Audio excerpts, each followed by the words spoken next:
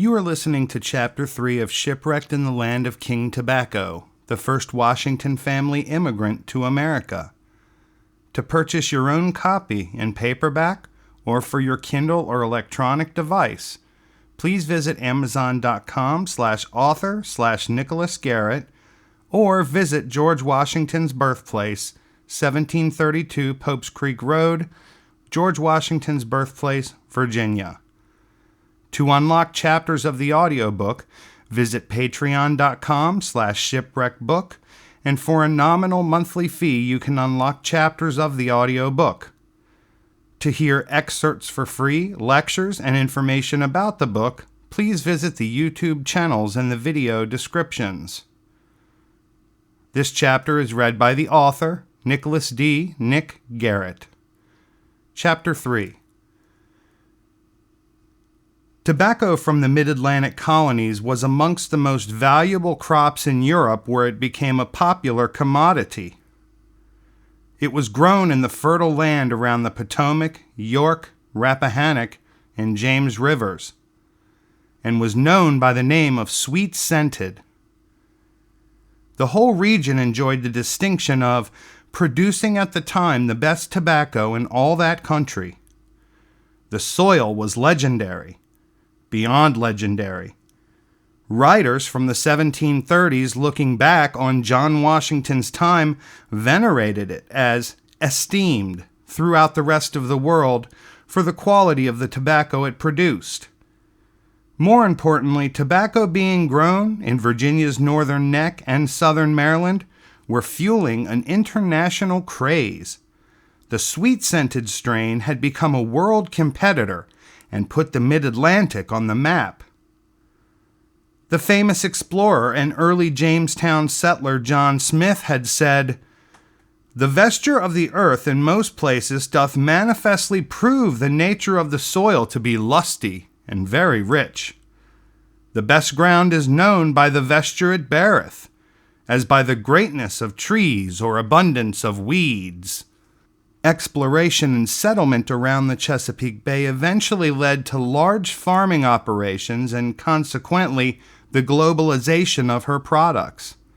The growth of tobacco and its export from Virginia was now an international operation and impacted the direction of the entire world and how economies would operate. The fields around what came to be called the colonial tidewater, cut originally from the crudely hewn forests, gave forth the plant everyone wanted. Such high yields of tobacco took its toll on the land and led to westward expansion for more. The constant push onto what were native lands, west of the agreed-upon English boundaries, resulted from the fact that tobacco growth depleted soil so quickly that new acreage was constantly being etched out of the forest. Fields used for several consecutive years needed to lie fallow or remain out of use for one or more growth cycles. The only choice was to forge new territory. Immigrants pushed westward to keep up with international demand for sweet-scented. Jamestown became the English settlement where the Virginia Company of London set up to capitalize on the craze.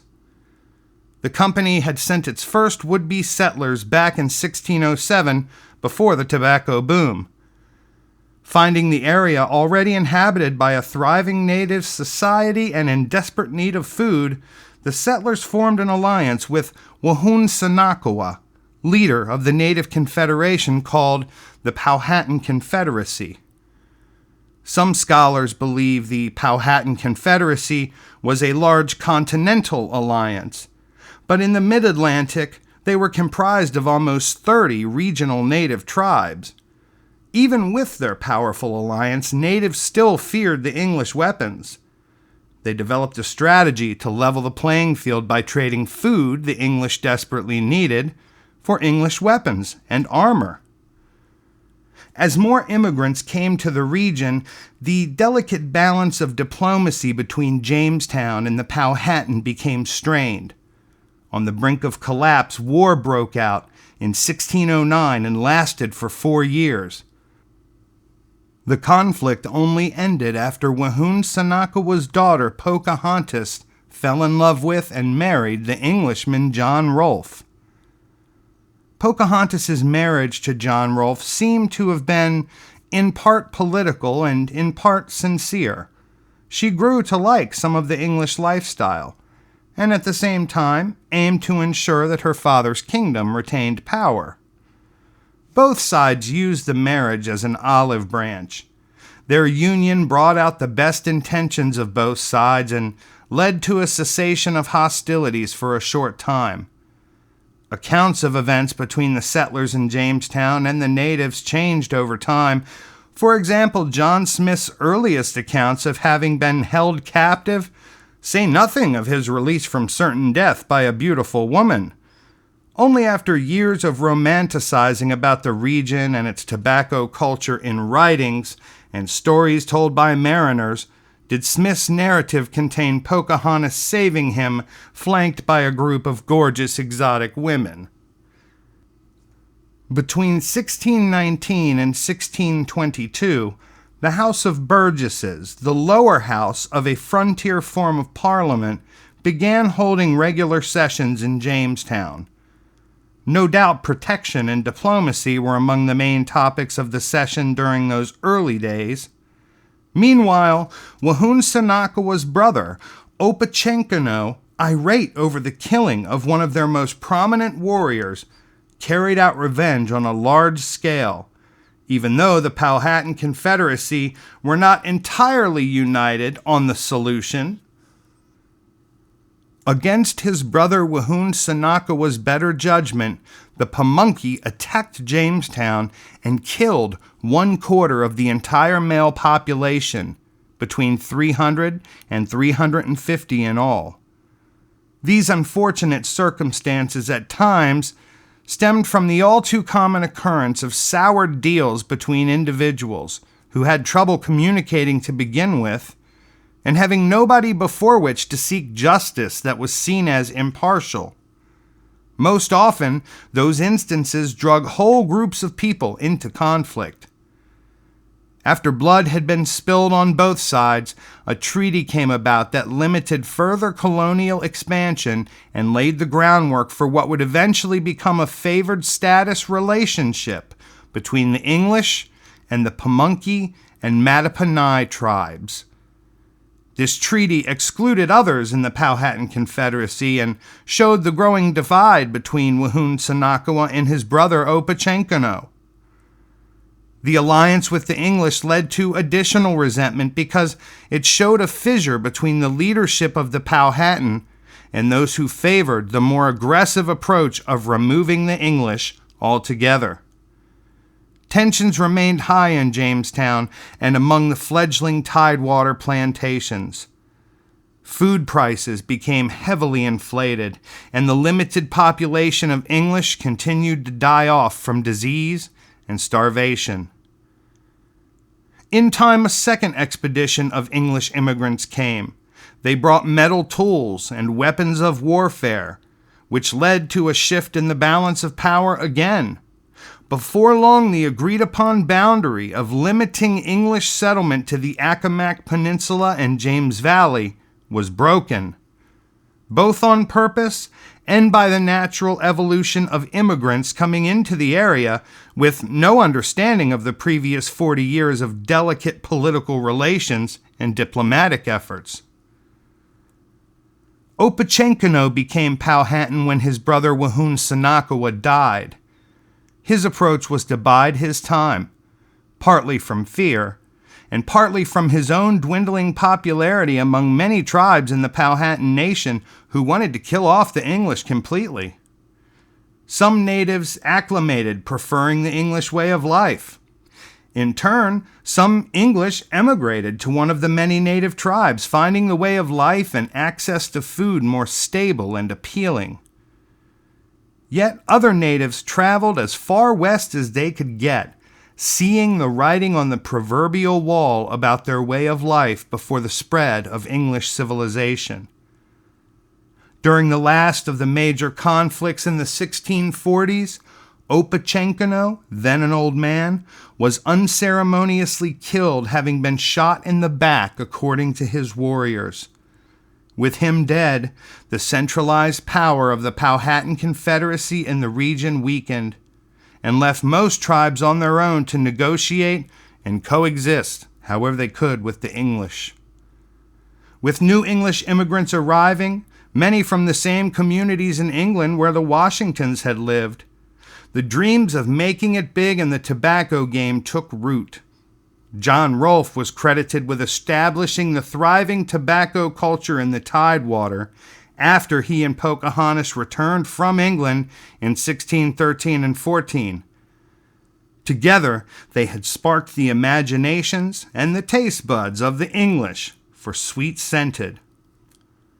By the time John Washington arrived, the colony had been framed as a romanticized way of living that brought people to settle in droves. Once settled, immigrants relied on a constant flow of imports just like the ones John was ferrying into the narrow tributaries around the northern neck that very moment. Plantations ordered food, homewares, and anything that could be shipped. As the crew of the Seahorse of London used small breakaway skiffs to navigate the branches and streams of the main river tributaries, the crew couldn't help but be impressed by what they saw.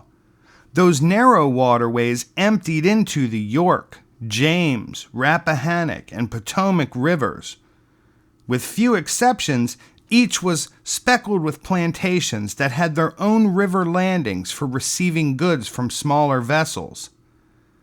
Each skiff was filled with goods and stopped along plantation landings to fill previously purchased orders or to attempt new sales based on a plantation's needs. The hogshead and cask were pre-made barrels that held products and represented common units of weights and measures. Coopers, just like John Washington's younger brother Lawrence, shaped different hogsheads and casks depending on the quantity of the product ordered. This system allowed a colonist to purchase and store various quantities of goods for long periods of time in plantation storehouses. Some barrels were even made with primitive watertight technology designed to keep goods fresher longer. With some imports having to travel halfway around the world, it was wise for a planter to buy and sell goods in large quantities that would last a while, considering how long it took for merchant ships to make their way across the sea. Further, the effect of humidity on staple products making their way up narrow tributaries to some families meant timelines were of the essence.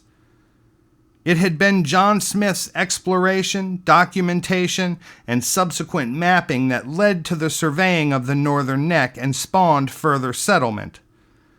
The so-called Northern Neck was a lush peninsula between the Rappahannock and Potomac rivers that narrowed to a point where the two met. The location was perfect for immigrants and growing families as the population spread out. Roughly 61 miles long and 15 to 20 miles wide, the region would come to contain 6 counties over the subsequent 50 years. Much of which was prime riverside land. Even though it took a while by boat to get to Jamestown, travel by water allowed families to spread out beyond a few miles, yet remain connected to the power centers and trading posts. The increasing ability of the English to grow their own food, the political dissolution of the Powhatan Confederacy, and the sheer volume of immigrants from England made the palisaded walls of Jamestown an unnecessary relic of the past. In time, regional militias would see to the security of the colonists as they spread out to settle. Already, Northumberland County had been ceded back in 1648 and 49, followed by Lancaster in 51 and 52, and Westmoreland in 1653 and 54. In 1664, Stafford County would be established, and later Richmond County in 1692. King George's County would join the group over 30 years later.